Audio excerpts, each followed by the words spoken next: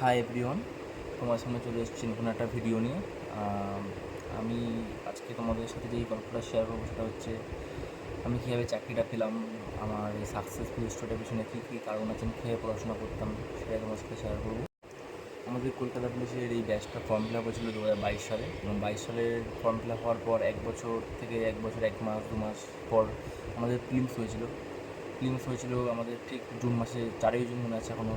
Prelims হয়েছিল, prelims হওয়ার প্রায় 3-4 মাস পর আমাদের প্রিলিমের রেজাল্ট দিয়েছিল। রেজাল্টটা আমাদের কাট অফ বেশ হাই গেছিলো, জেনারেল কাট অফ 67 গেছিলো। আমাদের সেপ্টেম্বর মাসে 10 তারিখ রেজাল্ট বেরিয়েছিল, এবং রেজাল্ট বেরানোর প্রায় মাঠ হয়েছিল প্রায় 2 মাস পর। নভেম্বর মাসে 3 তারিখ আমার মাঠ পড়েছিল কলকাতা বিডি লাইনে, সেখানে মাঠ পড়েছিল। মাঠে 2 মাস আমরা বেশ প্র্যাকটিস করেছিলাম। আমাদের পাশেই মাঠ আছে, 400 ট্রাক আছে, 200 ট্রাক আছে, প্র্যাকটিস করেছিলাম। তারপর মাঠটা আমরা পাস করে গেছিলাম।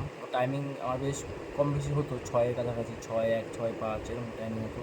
কিন্তু মাঠে যাওয়ার পর সারাদিন টায়ার্ড থাকার জন্য, সারা ঘুম না হওয়ার জন্য টাইমিং 6-20 পার হয়ে গেছিলো, 6-20, 22-25 হয়ে গেছিলো। আমার টাইমিং ছিল 6-26, আমার মনে আছে। একদম টায়ার্ডে পাস করেছিলাম মাঠ। এবং মেন্সের জন্য টাইম বেশি ছিল না। আমরা যেদিনকে মাঠ পাস করেছিলাম, বাড়ি আসার পথে দুপুরবেলার দিকে আমাদের মেন্সের জন্য ডেট ডিক্লেয়ার হয়ে গেছিলো। মেন্স ছিল ঠিক 1 মাস পর, 3 ডিসেম্বর মেন্স ছিল আমাদের। তাই বেশি টাইম পাইনি, কিন্তু টাইম বলতে আমাদের আগে অনেক টাইম ছিল। পিলটা যেহেতু আমাদের 1 বছর পর পিল হয়েছিল, তাই সবাই মানসিকভাবে প্রস্তুত ছিল। আমরাও 1 মাসের মধ্যে সিলেবাস প্রায় কভার করে দিয়েছিলাম, সমস্যা হয়নি। মেন্সে মেন্সের জন্য অনেকটাই পড়তাম সারাদিন।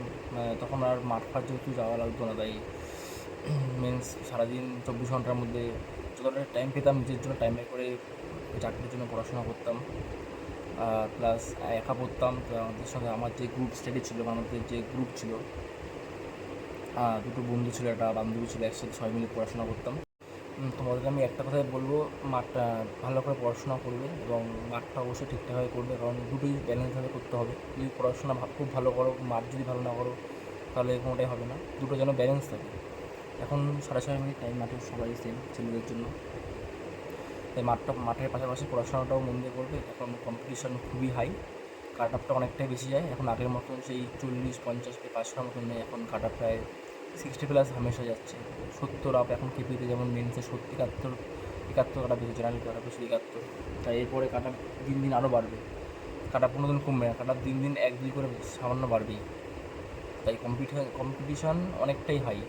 তো তোমাদের জন্য একটা কথাই বলবো, তোমরা মাঠ করবে, মাঠ করার পাশাপাশি তোমরা টাইম বের করে, সবার যেমন যেমন টাইম হয়, দিনে 4 ঘন্টা 5 ঘন্টা, কেউ বেশি কেউ একটু কম, কিন্তু পড়াশোনাটা করবে জাস্ট। আমার মাঠ কমপ্লিট হওয়ার পর লাস্ট যে 1 মাস ছিল, সেই 1 মাসে যেদিনকে মাঠ আমার ছিল সেই দিনকে একমাত্র পড়তে বসিনি, তারপরের দিন পড়াশোনা স্টার্ট করেছিলাম। আমরা একসাথে মিলে গ্রুপ স্টাডি করতাম। সকালে প্রায় সকালবেলাটা যেহেতু একটু বোরিং লাগতো, মানে 10টার পর থেকে একটু ভালো লাগতো না, তাই তো সেই সময়টা আমরা গ্রুপ স্টাডি করতাম 10টা থেকে দুপুর টাইম পর্যন্ত। মাঠ পাস করার পর হাতে টাইম ছিল 1 মাস, তাই বেশি টাইম নষ্ট না করে পরের দিন দিয়েই পড়াশোনা শুরু করে দিয়েছিলাম। তখন একটু পিলিটাকে, যেমন পিলির সময় খুব বেশি পড়তাম না, কিন্তু এই দৌড় পাস করার পর পড়াশোনাটা একটু বাড়িয়ে দিয়েছিলাম, কারণ এই জানি এই পড়াশোনাটা যদি নাম্বারটা ভালো তুলতে পারি, তাহলে আশা করি হয়তো বেরিয়ে যাবো। প্রথমত আমি এই লাইনে প্রথমে আমার এইদিকে আমার আসার কোনো ইচ্ছা ছিল না, কিন্তু আমার একটা বন্ধু ছিল, সেই বন্ধুটা আমার চাকরি পেয়েছিলো 2020 সালে। তারপর থেকে আমার পড়াশোনার প্রতি আমার সেই জোরটা বেড়েছে, আমার চাকরি পেতে হবে। তারপর তো মা বাবা আছেই, মা বাবা সবসময় আমার পিছনে লেগে থাকতো যে পড়াশোনা কর, মাঠে যা। আস্তে আস্তে আস্তে আস্তে ভালোবাসা জন্মেছে। কোনো কিছু ভালোবাসা ছাড়া হয় না, জোর করে কোনো কিছু হবে না। তাই যেই কাজটাই করবে তোমরা ভালোবেসে করবে, এই কাজটা স্বাভাবিকভাবে নর্মালি হয়ে যাচ্ছে। তাই আমি আমি তোমাদের এই কথাটা বলি যে লাস্টে যে 1 মাস বাকি ছিল পড়াশোনা করতাম, আর নিজেও পড়তাম। আমাদের এক গ্রুপ ছিল, 3-4 জন মিলে একসাথে গ্রুপ স্টাডি করতাম। গ্রুপ স্টাডি করলে খুব পড়াশোনা আমার খুব ইমপ্রুভ হয়েছে, মানে সবার চাই না কি হয়, কিন্তু গ্রুপ স্টাডি করলে পড়াশোনা খুবই ইমপ্রুভ হয়। গ্রুপ স্টাডি করার পাশাপাশি ডেলি করা ভালো না, মানে গ্রুপ স্টাডি করো, কিন্তু নিজের জন্য সময় অবশ্যই বার করবে। যেগুলো আটকে যাবে বা যেগুলো হবে না, সেগুলো অবশ্যই একসাথে বসে সলভ করবে, কিন্তু নিজের জন্য টাইম দেওয়া অবশ্যই প্রয়োজন, কিন্তু গ্রুপ স্টাডি অবশ্যই করবে। লাস্ট 1 মাস একসাথে বসে, তখন আর এখন টাইম ছিল না যে এখন ইংলিশ করবো, এখন জিকে করবো, এখন জিআই করবো। তখন যখন যেটা ভালো লাগতো সেটা করতাম। এরকম করে করে প্রায় 1 মাস ছিল, 1 মাস কাটালাম, পড়াশোনা করলাম। আমাদের মেন্স পরীক্ষা পড়েছিল টিটাগড়ে পড়েছিল, কেবিএম হাই স্কুলে টিটাগড়ে পড়েছিল। সেখানে মেন্স ছিল সকাল 12টার দিয়ে, আমাদের মেন্স ছিল 12টা দিয়ে 1টা পর্যন্ত। সেই সকালবেলা বেরিয়ে গেছিলাম মেন্স দিতে। আমার যেখানে বাড়ি, আমার বাড়ি হচ্ছে অশোকনগর বাড়ি, বারাসাতের ওই লাইনে বাড়ি, আমাদের অশোকনগরের বাড়ি। ওখান থেকে আমাদের অনেকেই মেন্স ছিল, একসাথে সকালবেলা মেন্স দিতে গেছিলাম। মেন্স পরীক্ষায় প্রথম একটু ভয় লাগছিলো, কারণ এটাই আমার প্রথম মেন্স ছিল কলকাতা পুলিশে, বা আমার এই কোনো পুলিশ লাইনের ফার্স্ট মেন্স ছিল আমার।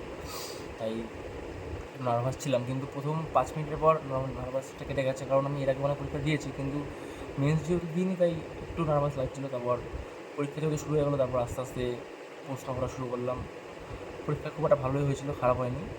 যেদিনটা বাড়িতে এসে মিলিয়েছিলাম 65+ স্কোর হয়েছিল, দেখে খুশি ছিলাম, কারণ স্কোরটা বেশ ভালোই হয়েছিল। এবার যতক্ষণ রেজাল্ট না দিচ্ছিলো ততক্ষণ টেনশন ছিল কবে কী মার্কস হয়। আমাদের প্লাস 9 দিনের মাথায় অ্যান্সারকে দিয়ে দিয়েছিলো।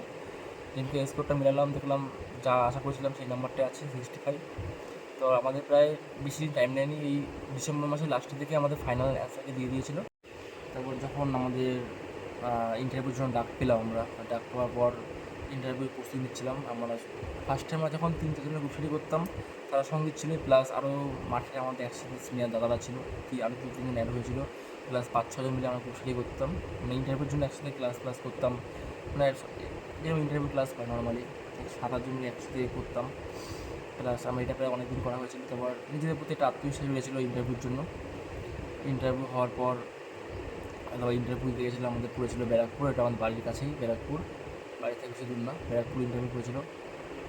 ব্যারাকপুর ইন্টারভিউ হওয়ার পর ইন্টারভিউ দিতে আমার সাথে আমার বাবা মা গেছিলো। আমার বাবা মা বলেছিল, আমার সাথে অনেক পরীক্ষা যাওয়ার কথা ছিল, মানে বাবা সবসময় বলে, আমার যখন আগের জিডি মারছিল বা বিএসএফের কোনো পরীক্ষা মারছিল, তখন বাবা যাওয়ার চেষ্টা, বাবা বলেছিল আমার সাথে যাবে, কিন্তু আমি কোনো সময় নিইনি ভিড়ের মধ্যে বা অন্য লোকজনের মধ্যে। কিন্তু ইন্টারভিউতে যেহেতু অনেকদিন বলছিল, বাবা মা কাছাকাছি ছিল, তাই বাবা মাকে নিয়ে গেছিলাম। সেই সকালবেলা গেছিলাম ইন্টারভিউ দিতে। ইন্টারভিউটা কম বেশি মোটামুটি ভালো হয়েছে। ইন্টারভিউতে আমি ভালো নাম্বার তেমন পাইনি, 8.83 পেয়েছিলাম আমার কাছাকাছি। বিকালে যখন খেলে এসে বাড়িতে বসলাম, তখন একটা মোবাইল দেখছিলাম, তখন দেখি হট করে একটা মেসেজ আসলো ফাইনাল মেরিট লিস্ট বেরোনোর জন্য। তখন সাইডে গিয়ে যখন টিআরপিতে চেক করলাম, তোমাদের সত্যি বেরিয়েছে। তখন সব কিছু, তখন এতটা নার্ভাস ফিল করছিলাম যে কী হবে না হবে, কোনো রকম সব আইডি ফাইডি দিয়ে সব চেক ফেক করলাম, দেখলাম পাস করে গেছি। মানে সেদিনকে খুবই আনন্দ পেয়েছিলাম। তা মা আমার রাস্তায় ছিল, মাকে ডেকে মাকে বললাম, মা বিশাল খুশি, বাবাকে ফোন করে বললাম, সবাই বিশাল খুশি। আস্তে আস্তে সবাইকে জানালাম, এভাবে আস্তে আস্তে হলো। তারপর আস্তে আস্তে থানায় ভেরিফিকেশন হলো, তারপর ডিআইবি হলো, তারপর আমাদের ভিআর হলো। ভিআর পড়েছিল আমাদের 14 তারিখ সরস্বতী পূজার দিন, মনে আছে এখনও। সরস্বতী পূজার দিন ভিআর হলো। তারপর আমাদের থানা ডিআইবি হলো কমপ্লিট, আমাদের থানা ডিআইবি কমপ্লিট হয়ে গেছিলো। আমাদের আবার বেশি টাইম নেয়নি, আস্তে আস্তে সব প্রসেস আস্তে তাড়াতাড়ি হয়ে গেছিলো। এবং আমাদের তার আস্তে জয়েনিংয়ের লিস্ট দিয়ে দিয়েছিলো কার কবে জয়েনিং করবে। আমার জয়েনিং হয়েছে পিটিএস সালুয়া, এটা হচ্ছে পূর্ব মেদিনীপুরে অবস্থিত। এখন আমি ট্রেনিং করছি, অলরেডি আমার 3 মাস শেষের পথে ট্রেনিংয়ের। তোমরাও চেষ্টা করলে অবশ্যই পারবে। তোমাদের একটা কথাই বলবো, কোনো সময় হাল ছাড়বে না, যে কোনো পরিস্থিতিও ফেল না করলে কোনো সময় পাস করা যায় না, এটা কথাই বলবো। তাই আমি অনেক পরীক্ষায় ফেল করেছি, কিন্তু সেটা ভাবিনি। ফেল করলে অবশ্যই কষ্ট লাগে, কিন্তু তোমার যেই স্বপ্নটা, তুমি যেই লক্ষ্য পৌঁছাবা, অবশ্যই তোমার প্রয়োজন যে লক্ষ্যটা পৌঁছানোর জন্য। তাই কোনো সময় হাল ছাড়বে না, যেভাবে চলছো সেভাবে চলো। আরও তোমার যদি কোনো খামতি থেকে থাকে, অবশ্যই আরও যে জায়গাটা তোমার মনে হচ্ছে দুর্বল, সেই জায়গাটা আরও জোর দাও। স্যারকে বলো, বা কোনো ইউটিউবে অনেক স্যার থাকবে, স্যারকে বলো, বা তোমার নিজস্ব পার্সোনাল যে স্যার থাকবে, বা পাড়ার কোনো দাদা, মা বা মাঠে কোনো দাদা, তাদেরকে বলবে।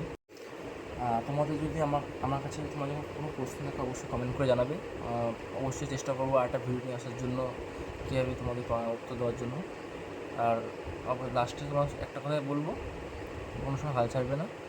তোমাদের যদি কোনো প্রশ্ন থেকে থাকে, অবশ্যই আমাকে কমেন্ট করে জানাবে। আমি চেষ্টা করবো সেগুলোর আরেকটি ভিডিওর সাহায্যে সেগুলো উত্তর দেওয়ার। এবং দেখা হচ্ছে চলো পরবর্তী ভিডিওতে। জয় হিন্দ।